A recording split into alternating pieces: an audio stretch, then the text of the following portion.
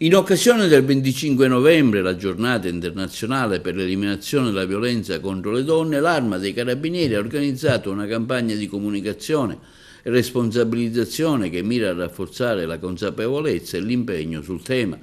Ogni giorno l'istituzione in prima linea nella lotta alla violenza contro le donne e le iniziative intraprese sono tutte accomunate dal dire fermamente no a qualsiasi forma di comportamento violento o discriminante, sia fisico che psicologico, la diffusione di materiale informativo, locandine e video sui principali canali dell'Arma, oltre a numerose interviste di carabinieri particolarmente impegnati nell'attività, rappresentano strumenti utili a incoraggiare le vittime affinché denunciano ciò che subiscono. In tale prospettiva è stato realizzato uno spot con la partecipazione dell'attrice Cristiana Capotondi che richiama i concetti di rispetto, ascolto e legalità, sottolineando la necessità di investire su un cambiamento culturale per un futuro senza violenza. A tal fine prosegue il coinvolgimento delle scuole e delle varie comunità. In molti comuni i carabinieri hanno organizzato incontri formativi per sensibilizzare i giovani sul delicato tema, per promuovere una rinnovata concezione della donna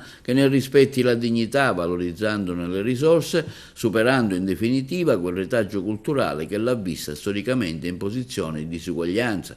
Anche quest'anno tante caserme dell'Arma dei Carabinieri si illumineranno di arancione in adesione alla campagna internazionale Orange the World, come segno concreto dell'importante impegno profuso dalle istituzioni. Inoltre sul sito carabinieri.it è stata dedicata un'intera sezione al Codice Rosso che offre informazioni sul fenomeno e sugli strumenti di tutela delle vittime, mettendo a disposizione un test di autovalutazione denominato violenzometro, che rivela il livello di violenza subita in rapporto di coppia. Il fenomeno della violenza di genere resta pertanto una delle priorità operative dell'Arma dei Carabinieri, che in un quadro normativo e sociale in continua evoluzione ha sviluppato nel tempo una serie articolata di progetti e strutture finalizzate alla prevenzione, all'ascolto e al contrasto.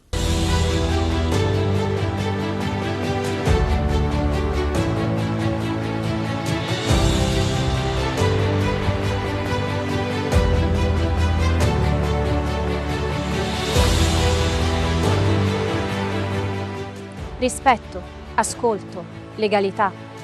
La violenza si elimina cambiando la cultura e il futuro senza violenza lo costruiamo insieme.